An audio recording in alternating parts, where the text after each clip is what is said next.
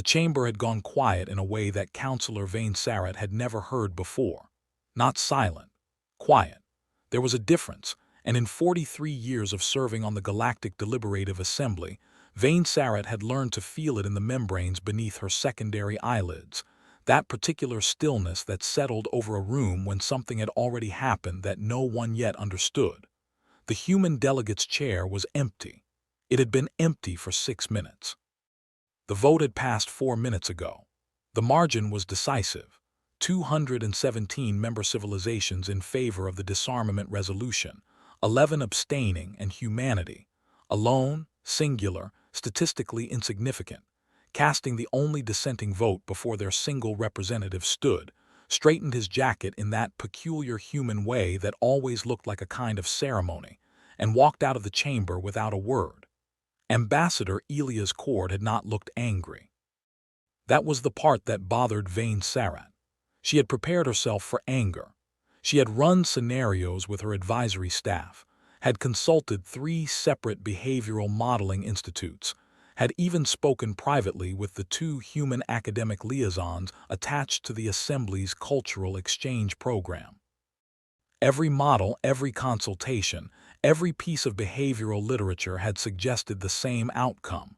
Humans, when stripped of the tools they considered central to their identity, would react with what their own literature called righteous fury. They would shout. They would make speeches. They would invoke historical precedents and moral arguments in that particular human style that started from an emotional premise and built outward like a structure with no blueprint, arriving at conclusions that somehow felt both irrational and difficult to argue against. Elias Cord had done none of those things. He had simply left, and for reasons she couldn't immediately articulate, that was so much worse. The resolution itself was not unusual in the context of galactic governance.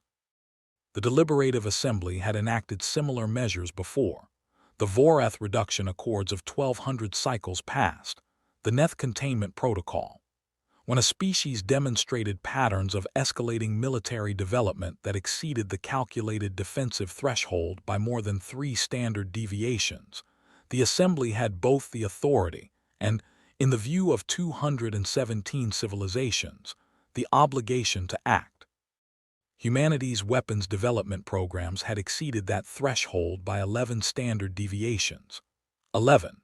The number had appeared in the proposal document and briefly paralyzed 3 of the Assembly's own analytical systems, which had initially returned an error code, because the deviation was so far outside modeled parameters that the software had assumed the data was corrupted. It wasn't corrupted. That was the first thing everyone had needed to come to terms with. The resolution was simple in structure. Humanity would surrender its classified weapons development programs to international monitoring teams within 90 cycles, dismantle active military research installations, and submit all existing weapons systems above Class 7 designation to assembly inspection and regulated storage. In return, humanity would retain full membership in the Assembly, continue to receive trade protections, and would not face the punitive isolation measures that had historically accompanied the reduction accords. It was, the Assembly had decided, generous.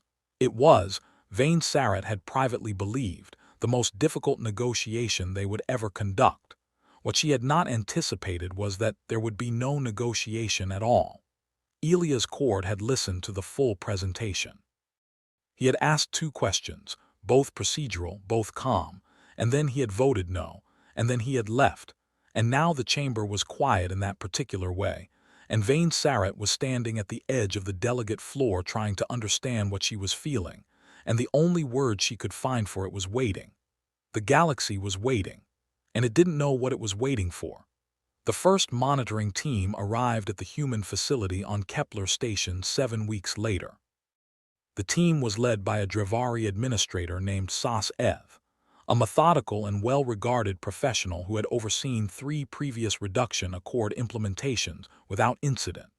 She had reviewed the human facility schematics, studied the cultural briefing documents provided by the Assembly's Xenological Department, and had spoken to her team at length about the importance of treating the process with dignity and respect for human sensitivities. She had expected resistance. Procedural resistance, delays, documentation disputes, the kind of bureaucratic friction that species almost always generated when they felt their sovereignty was being encroached upon. What she found was a staff of 43 humans who were entirely cooperative, completely immediately, almost disturbingly cooperative. They had prepared documentation she hadn't asked for. They had organized storage systems for the surrendered equipment that exceeded her team's own protocols for orderliness. The facility director, a woman named Dr. Preeta Voss, had greeted Sas Eth with coffee, the human beverage that every xenological brief mentioned as a social ritual, and had provided a guided tour of every room without waiting to be asked. Every room, including several that weren't on the schematics Sas Eth had been given. That was the first thing that didn't fit. These rooms were not in the documentation submitted to the assembly, Sas Eth said, standing in a corridor that the schematics had represented as a wall. Dr. Voss nodded. I know. I wanted you to see them anyway. What are they? Storage, Dr. Voss said, and there was something in the way she said it, flat, precise, without the upward inflection that humans typically used when they wanted a statement to feel casual, that made Sas Eth's environmental sensors register a 2-degree drop in her own body temperature. A stress response. The first one she'd had since arriving. Storage for what? Things were not required to surrender, Dr. Voss said, and smiled. And Sas Eth spent the next 3 weeks trying to understand whether that smile had been friendly or not, and remained uncertain. The facility was surrendered on schedule. The documentation was immaculate. Sas Eth filed her report and marked the implementation as proceeding normally, but she added a notation at the end, a single paragraph that her supervisors would later describe as vague and somewhat alarmist. The notation read, "The humans understood the resolution's requirements completely and in full detail. I believe they understood it better than we did when we wrote it. Elias Cord's office in the Assembly's Human Liaison Complex was smaller than his rank technically warranted. He had been offered the standard delegate suite, the one with the view of the orbital garden, the one with furniture calibrated to human proportions and atmospheric settings adjusted to human comfort parameters, and he had taken the smaller room on the interior of the building. No view, no garden. The furniture was whatever had been left behind by the previous occupant, a Keth diplomat who stood roughly twice Elias' height and preferred to sleep horizontally on a shelf. He had not complained about the furniture. His assistant, a young woman named Mara Chen who had the specific and unusual quality of appearing to think faster than she spoke, had asked him once why he'd taken the smaller room. Windows can be monitored, he said. So can interior rooms, she said. Yes, he said, but interior rooms don't show what you're looking at. Mara had written that down. She wrote things down in a paper notebook, which attracted a surprising amount of alien attention, since paper was considered either a primitive medium or a deliberate affectation, and most assembly members couldn't decide which interpretation made them more uncomfortable. Mara used it because, as she'd explained to Vane Sarat's cultural attaché during a reception 18 months earlier, paper cannot be remotely accessed. The cultural attaché had filed a report about it. The report was 3 pages long and concluded with a recommendation for further study. The follow-up study had been commissioned and had been ongoing for 14 months when Mara Chen's notebook became relevant to events in a way that no one had anticipated. Elias Cord spent the weeks following the vote attending every public session of the Assembly. He attended committee meetings. He attended the cultural exchange presentations. He attended the quarterly infrastructure review, which was generally so tedious that 3 Assembly members had reportedly entered voluntary metabolic dormancy during a previous session. He sat in the same seat. He listened. He did not speak unless directly addressed. He took no notes that anyone could observe. The Behavioral Modeling Institutes revised their projections twice during this period. The first revision concluded that Cord was in a state of passive resistance, performing compliance while waiting for a political opportunity to challenge the resolution. The second revision, issued 12 days later, quietly walked back several of the first revision's core assumptions and concluded that the modeling was insufficient because the inputs were insufficient. What the models couldn't account for was the thing that Vane Sarrett noticed at the 43rd session Cord attended, sitting in his customary seat, listening with his customary attention. She noticed it because she had started watching him, not strategically, not analytically, but in the way you watch something when your instincts tell you it matters and you don't yet know why. He was never surprised, not once, not by a single piece of information presented in any session. He would sometimes nod. He would sometimes write something with one of those ink-based instruments humans used on paper, in a journal that no one had been able to examine because he carried it in an interior pocket of his jacket and apparently never put the jacket somewhere unattended. But he was never surprised. Vane Sarrett began to wonder what would surprise him, and then she began to wonder if the answer was nothing. And then she began to wonder if that was because he already knew what was going to happen. And then she started asking questions that she wished, 4 months later, she had thought of much sooner. The crisis began, and the word began is doing significant work here, because later analysis would suggest it had actually begun long before anyone recognized it, on a Tuesday in the human calendar system, which the assembly used for administrative scheduling purely, because it had more subdivisions than most alternatives, and therefore created fewer rounding errors. A Neth patrol vessel in the outer transit corridor detected an anomalous energy signature from the direction of the Helios relay cluster. This was not unusual in itself. The Helios cluster was old infrastructure with regular fluctuations. What was unusual was the signature's specific frequency, which matched no known natural phenomenon and no cataloged artificial source. The patrol vessel logged it and moved on, as patrol vessels do. 2 days later, a completely different type of anomaly was detected by a Dravari sensor array in a system roughly 40 light-years away, a localized distortion in the subspace frequency band that the assembly's communication networks used as a foundation layer. Not a disruption, not interference, just a distortion, like something had passed through and left a wake. That was also logged. The maintenance teams were notified. On the 6th day, Mara Chen knocked on Elias Cord's door at 4 in the morning, Assembly Standard Time, which corresponded to approximately 3 in the morning by her own personal biological preference, which meant she had been awake for some time before she knocked. She was carrying her paper notebook and a tablet with a screen turned away from the corridor's ambient monitoring system, which meant she had thought about the angle of the screen before approaching. Cord opened the door before she knocked a second time. "Helios cluster," she said. "Yes," he said. "You knew." He looked at her for a moment, a specifically human kind of look, the kind that wasn't expressionless but also wasn't any single expression, the kind that contained several things simultaneously. "I didn't know," he said. "I expected." "There's a difference, a significant one," he said. "Come in." What Mara showed him was not the Helios signature or the Dravari distortion in isolation. It was a pattern. She had been tracking smaller anomalies, individually unremarkable, collectively coherent, across 7 different monitoring systems for 3 weeks. She had been doing it by hand, in the paper notebook, cross-referencing against public assembly infrastructure logs that were technically available to any assembly member but were so voluminous and technical that no one ever actually read them in full. Mara had read them in full. The pattern wasn't a weapon. It wasn't an attack. It was something Cord had no word for in any language he spoke fluently, and he spoke 9. It was the absence of something that should have been present, like a shape defined not by its contents but by the empty space around it. "Someone is removing relays," Mara said. "Not destroying them, removing them, physically. The infrastructure is disappearing." "How much?" Cord asked. Mara looked at her notebook for a moment.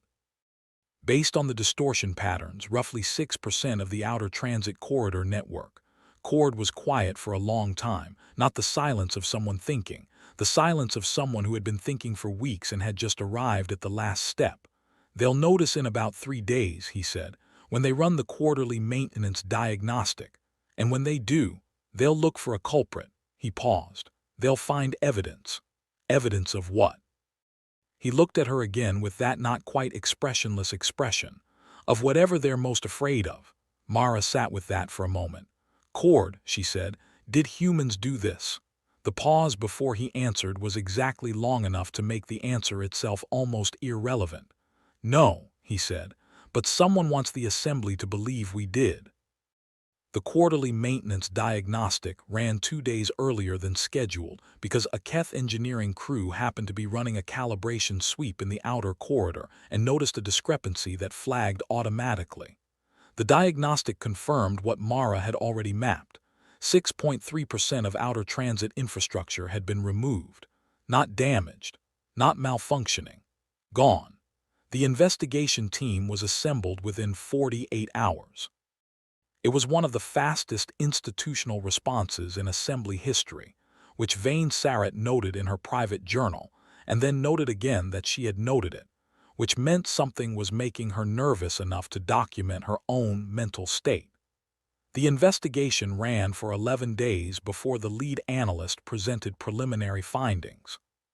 The findings included a complete technical analysis, a timeline of the disappearances, and a collection of subspace trace evidence that, when interpreted through standard forensic protocols, pointed in a single consistent direction, toward human-controlled space. The chamber went quiet in the way it had gone quiet after the vote, and Vane Sarrett felt it again in her secondary eyelids, and she found herself watching Elias Cord's face across the delegate floor. He was not surprised. He was not angry. He was watching the chamber the way she had been watching him, with complete attention, waiting for something specific. And when the lead analyst finished the presentation and opened the floor for response, Cord raised his hand in that distinctly human gesture he used when he wanted to be called upon, and Vane Sarrett felt something she would later describe in her memoirs as dread arriving early, which was not a phrase in her native language but felt necessary to invent. Ambassador Cord, the assembly chair acknowledged. Thank you, Cord said. He stood, he straightened his jacket. I'd like to ask who commissioned the analysis of the trace evidence. A pause.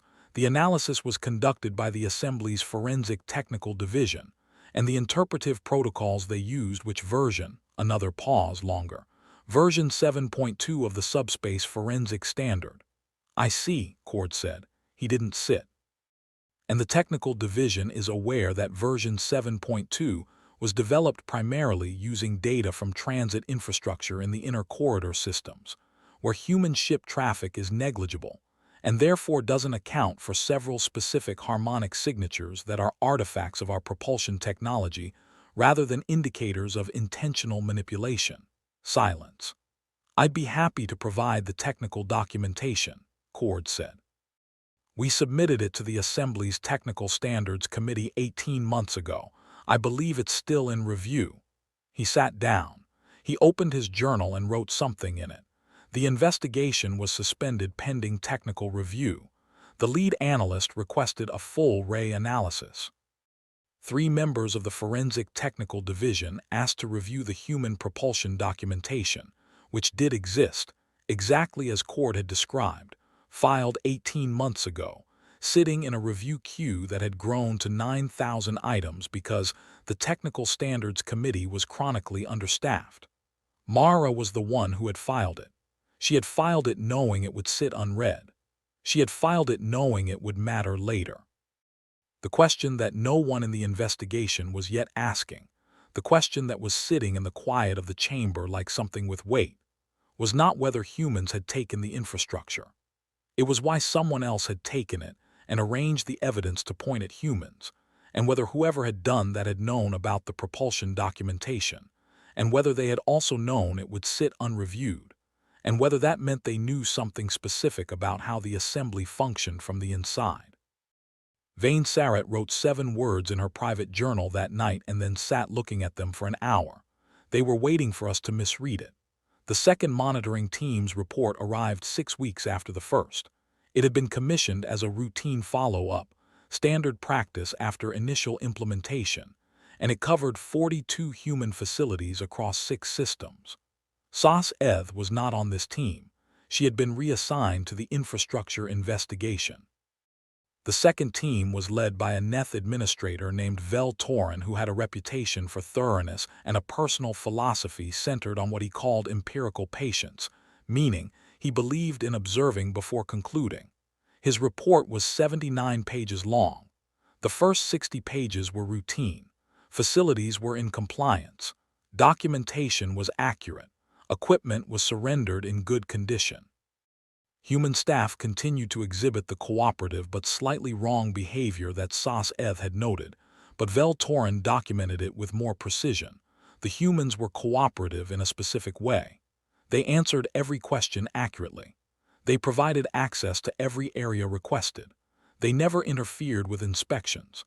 They also never volunteered information about anything that hadn't been specifically requested. This was technically compliant. This was also, Vel Torin wrote in a footnote on page 61, like speaking to someone who was choosing each word with extraordinary care, like watching someone navigate a very specific and invisible set of rules. Pages 61 through 79 documented 17 separate instances in which the monitoring team had asked questions about facilities or programs, received accurate and complete answers, and then later, sometimes much later, realized that the accurate and complete answer had not addressed what the question was actually about. The example that Vel Torin spent the most time on was this. His team had asked the director of a human research facility on Titan whether the facility contained any ongoing weapons research programs subject to the resolution's requirements. The director had said no. This was true. The facility contained no weapons research programs. The facility contained a materials science program focused on thermal conductivity in high-pressure environments. It contained an atmospheric chemistry program. It contained a computational modeling division that was working on what the documentation described as optimized resource allocation for complex system management. Vel Torin had accepted all of this at face value. His team had accepted it. The report had been submitted. Then, on the journey back to the assembly, a member of his team, a young Drevari analyst named Tev Saln, who had grown up near a human trade colony and had therefore spent more time around humans than almost anyone else on the team, had said something quietly during a meal that had caused Vel Torin to stop eating mid-bite. "The thermal conductivity research," Tev Saln said. "What surface are they modeling it on?" Vel Torin had looked up. "Reactive surfaces," Tev Saln said. "I saw the materials list. They're modeling heat transfer across reactive surfaces under extreme pressure. That's not an infrastructure application. She stopped. That's what you need to know when you're designing something that has to survive being fired." Vel Torin's report included a recommendation for a full secondary investigation of 17 human facilities. He also included, in a separate sealed appendix that he delivered personally to the assembly chair rather than submitting through normal channels, a 9-page analysis titled Definitional Compliance and its relationship to substantive compliance, a concern regarding human implementation. The appendix's central thesis was simple and deeply uncomfortable. The humans had not violated the resolution's requirements because they had understood the resolution's requirements with more precision than the assembly had when writing them. They had found the spaces between the words, and whatever was living in those spaces had not been surrendered. Vane Sarat requested a private meeting with Ambassador Cord 3 days after Vel Torin's report crossed her desk, through an unofficial channel, via a written note delivered by a courier who was not on the Assembly's staff directory, because she had thought about the Windows comment and decided to apply the principle more broadly. Cord received her in his small, windowless office. He had made coffee, which she had never tried before and which she accepted because refusing it felt like refusing something she couldn't afford to misunderstand. "I have read 47 reports about human behavior in the last 8 weeks, she said. "I know," Cord said. "I requested copies of the forwarding logs from records management, procedural right of the subject party." "Of course you did." She looked at her cup. "The coffee is bitter," he said. "The first cup usually is." "You acclimate," she set it down. "Ambassador Cord, I'd like to ask you something directly." I'll answer directly if I can, he said. What are humans planning? He looked at her, the not quite expressionless expression. I'm not certain I know what you mean. The compliance, she said, it's too perfect. Tev Salm's analysis, which I know you've also seen. I haven't seen Tev Salm's analysis specifically, he said. I've reached similar conclusions through different methods. You expected the forensic trace evidence to point at human space. He was quiet. You expected the infrastructure disappearances, she said. You expected the facilities to be compliant in a way that wouldn't hold up to secondary analysis. You expected all of it, and you came to this meeting because she stopped. Why did you come to this meeting? You asked, he said, and I wanted to have this conversation. Why? He looked at his coffee. Because in 6 weeks the assembly is going to face a decision, and I want there to be at least one person in the assembly who has heard what I'm about to tell you before they have to make it. The dread arrived again, early and heavy. What decision? The infrastructure that was removed, he said. Someone took it. Not humans, you know that now, or your forensic team will confirm it within the week. But whoever took it didn't take it to inconvenience transit. Outer corridor infrastructure is not critical for internal assembly function. It's critical for something else. Early warning, she said slowly. The outer corridor relay network is the assembly's primary early detection system for extragalactic intrusion events. Without 6% of it, there are 18 blind spots of varying size in the monitoring coverage. He paused. Someone created 18 blind spots. And then they arranged evidence to ensure that when the assembly investigated, the investigation would take months and involve humanity as the prime suspect. Vane Sarrett felt something shift, the cold feeling you get when a room changes temperature and you realize you don't know where the draft is coming from. What's in the blind spots? I don't know, Cord said, but I've been trying to find out for 4 months. And here's what concerns me more than not knowing. I think whoever did this knows that I've been trying to find out, and I think they're not particularly worried about it. Why not? He picked up his coffee. Because they don't think humans can do anything that matters anymore, he said. The resolution worked. That's the part everyone is missing. The resolution worked exactly as designed. Human firepower is surrendered, monitored, contained. We are, by every metric the assembly uses, reduced. Whatever is in those blind spots, whoever arranged all of this, they did it specifically because they calculated that with human weapons capability removed, there was no longer any meaningful opposition to what comes next. Vane Sarrett stared at him. I voted against the resolution, Cord said, not because humans need weapons to feel powerful. I voted against it because someone else needed us disarmed before they could proceed, and we were disarmed on schedule. The room was quiet. Not the assembly's kind of quiet, something smaller and more personal and in its way worse. You knew this would happen, she said, before the vote. I suspected, I prepared for the possibility. Then why? She stopped, restarted. What did you prepare? He was quiet for a long moment. He was choosing words. She could see it the way Veltorin had described watching humans navigate invisible rules. And she understood suddenly that she was the one being answered accurately and completely without necessarily being told what the question was about. Enough, he said finally. I prepared enough. Enough for what? He looked at her. And then he said something that she would write in her private journal that night and then read every morning for the next 6 weeks. Enough to make it matter that we chose to. The forensic ray analysis confirmed Cord's assessment 11 days later. The trace evidence pointing at human space was an artifact of version 7.2's interpretive limitations, not a genuine indicator of human involvement. The investigation pivoted.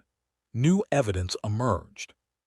The actual origin of the removal operations pointed toward a class of vessel that no assembly member had registered, flagged, or in most cases considered, because it was a class that shouldn't exist. A design that predated any current assembly civilization's spacefaring history by approximately 3,000 years and had been classified in assembly records as presumed extinct. Presumed. The chamber went very quiet when that word was said aloud, different from the other kinds of quiet. This one had a texture to it, a density, that Vane Sarrett felt not in her secondary eyelids but somewhere more central. The assembly had a word for civilizations that were presumed extinct. concluded. It was a gentle word, a bureaucratic word. It implied a kind of dignity, a natural ending. It did not imply that concluded civilizations might later have opinions about the galaxy that had concluded them. Elias Cord sat in his seat and did not look surprised. The first contact event, which was not a first contact, which was precisely the problem, occurred 42 days later. 3 vessels of the ancient and supposedly concluded design materialized simultaneously at points that corresponded precisely to the largest of the blind spots in the outer relay network. They broadcast a signal. The signal took 9 days to fully translate because it was encoded in a linguistic structure that matched nothing in the Assembly's archives, and the only reason it was eventually translated at all was because Mara Chen had spent 3 years studying pre-assembly linguistic archaeology as something her personnel file described as a personal interest. Her personnel file had been reviewed by Assembly Security Services when she joined Cord's staff. The notation had read, "Unusual hobby, no security concern." The message, once translated, was 11 words in the Assembly's most common trade language. 11 words that had been chosen, Mara noted in the margin of her translation document in her paper notebook, with very specific precision. Your protectors are disarmed. You were told this would be acceptable. The Assembly session that followed was the longest in recorded history. It ran for 9 days without recess. Species argued, pleaded, proposed, countermanded, allied, fractured, realigned, and panicked in patterns that the behavioral models were entirely unprepared to map. Several civilizations immediately proposed rearming humanity, and then immediately reversed position when other civilizations objected. 3 civilizations proposed surrendering their own weapons to the Assembly's collective management in solidarity, and then were voted down. 2 civilizations sent private communications to Elias Cord that were not disclosed through official channels, which was technically a violation of Assembly communication protocols, which neither civilization mentioned. Cord attended every minute of the 9 days. He sat in his seat. He listened. He did not speak. On the 9th day, when the session had deteriorated to the point that the chair had called 3 separate procedural recesses, and the behavioral modeling institutes had revised their projections 4 times, and each revision was more uncertain than the last, Vane Sarat stood. She had not planned to speak. She had a speech prepared, had been preparing it for 6 days, but when she stood, she found she wasn't going to give it. Because she had been watching Cord for 9 days and she had understood something that the speech didn't capture. "Ambassador Cord," she said. He looked at her. "You have not spoken." "No," he said. "You've been waiting." Yes, the chamber was listening. 217 civilizations, their delegates, their aides, their advisory staff, the monitoring systems, the behavioral modeling institutes receiving the live feed. "What have you been waiting for?" she asked. He stood. He straightened his jacket. He picked up his journal. "For the Assembly to run out of options it was comfortable with," he said, "so it would be prepared to hear about the ones it wasn't." He spoke for 4 hours. He used no visual aids. He used no documents. He spoke from the journal, from 4 months of handwritten notes in a book that could not be remotely accessed, assembled from 47 monitoring team reports, 43 assembly sessions, the public infrastructure logs, the Drevari sensor array data, Mara's pattern analysis, Vel Torren's appendix, 12 private communications, and what he called, simply, pattern recognition. He told them what the concluded civilization wanted. He told them why the timing of the resolution had not been coincidence. He told them what the blind spots were for, and what would come through them, and when, and by what route. He told them all of this with the specificity and certainty of someone reading from a map rather than guessing at a territory. And the chamber was quiet in a new way, a way that Vane Sarat had no category for, something beyond all the previous kinds of quiet, something that was silence and attention, and a particular quality of collective fear that felt less like panic and more like the moment before a diagnosis is confirmed. When he finished, the chair asked the question that everyone was thinking. "How do we respond?" Cord looked at his journal. He turned 1 page. The resolution surrendered human weapons above Class 7 designation, he said. Class 7 is defined in Assembly Resolution 1244 as any weapons system capable of inflicting strategic-level damage across a zone exceeding 500 kilometers. He looked up. The definition was written in the context of planetary conflict modeling. It wasn't written to account for certain other categories of capability. What categories? The chair said. The humans who built the weapons you regulated, Cord said slowly, also built the people who understood why they were built. He paused. You disarmed us. You didn't, he stopped, seemed to consider the next word very carefully. You didn't uneducate us. The chamber was processing this. Vane Sarrett could see it happening across 217 faces, in 217 different ways, the same realization arriving at different speeds. The materials science program, someone said, a Drivari delegate, the thermal conductivity research. Compliant with the resolution, Cord said, yes. The computational modeling, someone else said, Keth, resource allocation for complex systems. Also compliant.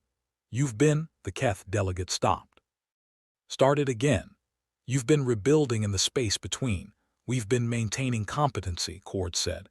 The resolution removed our weapons. It did not remove our capacity to think about what weapons are for. He closed the journal. We didn't violate your resolution. We respected its exact language, which was what you were entitled to require, and which was all you required because you wrote a document about objects and not about the knowledge that makes objects meaningful. He looked at Vane Sarrett just for a moment. We found the spaces between the words. What followed was not a battle. This is important. It would be recorded as a campaign which was accurate, but the word battle implies a kind of symmetry, two forces of comparable type meeting in comparable terms, and what happened was nothing like that. Humanity had no Class 7 weapons. Humanity had no military vessels. Humanity had, in full compliance with the resolution, surrendered every item that met every definition the Assembly had provided. What humanity had was Mara Chen's 3-year linguistic study of pre-assembly civilizations, applied to a communication strategy that exploited 17 specific structural weaknesses in the concluded civilization's own signal encoding, weaknesses that Mara had identified, and that no one else in the galaxy had thought to look for, because no one else had considered the concluded civilization a subject worth studying in depth. What humanity had was 4 months of Dr. Preeta Voss's thermal conductivity research, which was exactly what Tev Salm had suspected, and exactly what the Assembly couldn't prove without triggering a political confrontation they hadn't been ready for, applied to a guidance system for a device that, technically, generated no explosive yield, and therefore met no Assembly definition of a weapon. What humanity had was Cord's 4 months of pattern analysis, which turned out to be not just a diagnostic but a model, a complete operational model of the concluded civilization's tactical logic, built from indirect evidence, from absences and distortions, and the specific shape of things that were missing. And what humanity had, underneath all of it, was the thing that Vane Sarrett had been trying to name since the vote, the thing in the quiet of the chamber, the thing in Cord's not quite expressionless face, the thing that the behavioral models had returned error codes trying to quantify. Humans had kept working. Through the vote, through the disarmament, through the investigation, through 9 days of assembly paralysis, through every moment when any rational calculation said that the situation was beyond recovery, they had kept working, not because they were certain they could succeed, not because the odds were acceptable, but because stopping was not something they were built to do. The concluded civilization's vessels came through the blind spots on the predicted schedule. There were 7 of them. They were enormous, ancient in design but clearly maintained, clearly operational, clearly built by minds that had spent 3,000 years thinking about how to return to a galaxy that had forgotten them. They were met by nothing that looked like opposition. No fleet, no weapons platforms, no military response. They were met by a signal, Mara's signal. Encoded in their own language, in the structural vulnerabilities of their own encoding system, at a frequency that didn't disrupt communications, it disrupted navigation. Specifically, it disrupted the calibration of the gravitational reference arrays that vessels of that design relied on for precise transit in high-gravity corridors, which the outer relay corridor was. The vessels did not explode. They did not collide. They were not destroyed. They were redirected into a transit path that Chord's operational model had identified, and that Prita Voss's guidance system had calculated, and that Mara's signal had initiated. A path that took them, with the smooth efficiency of a plan that had been running for 4 months, into the gravitational influence of a stellar body that the Assembly's navigational charts designated as a Class 3 stellar remnant, and that humanity had, in their own internal communications, been calling something else entirely. Something they'd been studying for 15 years. Something that had appeared in the materials science program's public documentation as a case study for thermal behavior in extreme environments. The 7 vessels went in. Nothing came out. Not because humanity had destroyed them. No weapon had been fired, no Class 7 designation triggered, no resolution violated. But because the stellar remnant was exactly what 15 years of study had suggested, and the gravitational mathematics were exactly what the computational modeling division had calculated, and the guidance was exactly what the thermal conductivity research had enabled, and the navigation disruption was exactly what Mara's signal had created. And all of it together was something that fit no assembly definition of a weapons system, because no one had written the definition to account for all of these things being the same thing. Vane Sarrett found Chord sitting in his small, windowless office 2 hours after the operation concluded. He was drinking coffee. He was writing in his journal. He looked tired. Not relieved, tired. There was a difference, and she had been around humans long enough to feel it. She sat across from him. She did not speak for a long time. "How long?" she finally said. "How long ago did you know it would come to this?" "I didn't know," he said, as he had said before. "I expected." "How long?" He turned a page in the journal. "A civilization doesn't remove relay infrastructure and frame a specific species for it without doing research first," he said. The framing was too accurate, specific to our propulsion signatures, specific to our behavioral patterns in contested situations, specific to how we respond to being suspected. That level of accuracy requires years of observation. He looked at her. They'd been watching us for a long time before the vote. Maybe they helped engineer the vote. You think they influenced the resolution? I think 217 civilizations reached the same conclusion about humanity in a very short period of time, he said. I think the data that supported that conclusion arrived through channels that were never fully audited.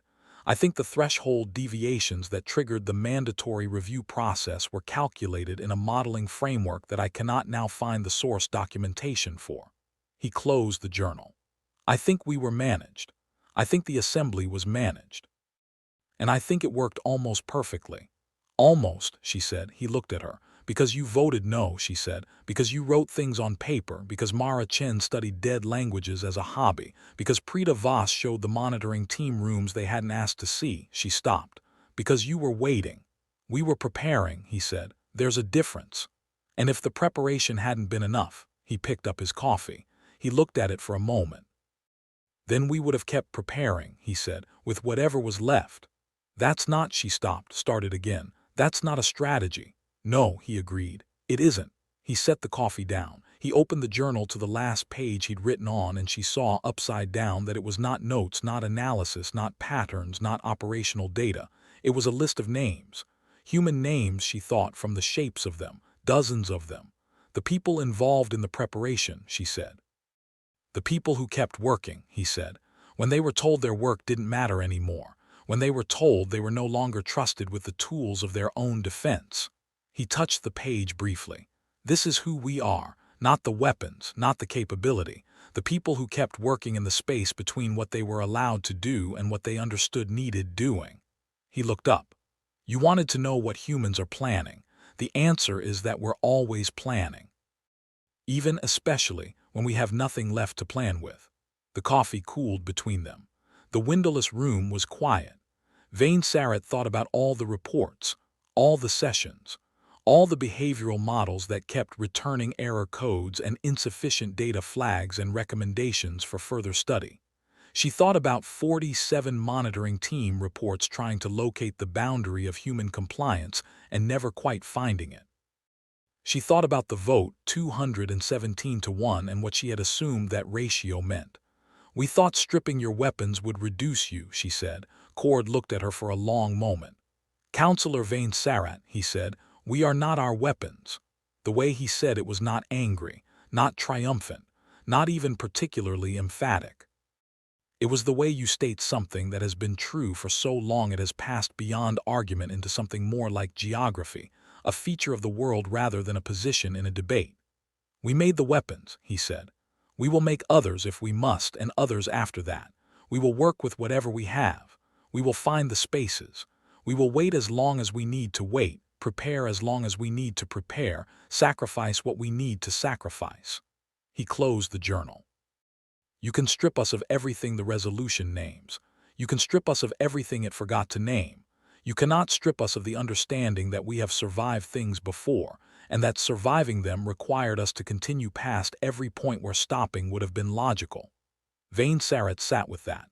Outside the windowless room, the assembly was reconvening. Reports were being filed.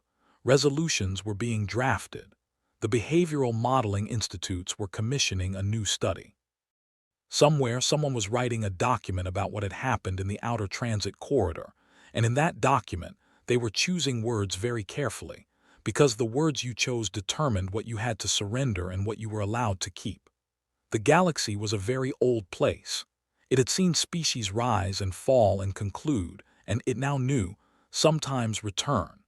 It had voted and negotiated and drawn lines and defined terms. It had built an assembly and written resolutions and tried, in its careful, comprehensive, multi-civilizational way, to make the universe governable. And humanity had sat in its small, windowless office, in its chair that didn't fit, drinking its bitter coffee, writing in its inaccessible notebook, waiting for everyone to run out of comfortable options. Not because they were the strongest, not because they were chosen, not because the galaxy owed them anything or destiny had pointed in their direction, but because somewhere deep in whatever humans were made of, beneath the weapons and the words and the treaties and the compliance documents, there was something that did not recognize finality, something that looked at the word concluded and heard it as a question rather than an answer, something that, when told it had been reduced, began immediately and quietly calculating exactly how much it had been allowed to keep. The assembly would debate what to do next for months. It would commission studies. It would revise the resolution and then revise the revision and discover that each new version of the language created new spaces between the words, and that the spaces were never empty and that they never would be. And Elias Cord would attend every session. He would sit in his chair. He would write in his journal. He would drink his coffee, bitter at first, then acclimated, and he would wait. Because in the end, that was what the galaxy had never learned to account for. Not what humanity could do when it had everything it needed, but what humanity chose to do when it had almost nothing left. The answer had not changed in all of recorded human history, and it did not change now, and it would not change in any future the galaxy's modeling institutes were capable of projecting. They would continue. Not until they won. Not until they were safe. Not until the math said the odds were favorable.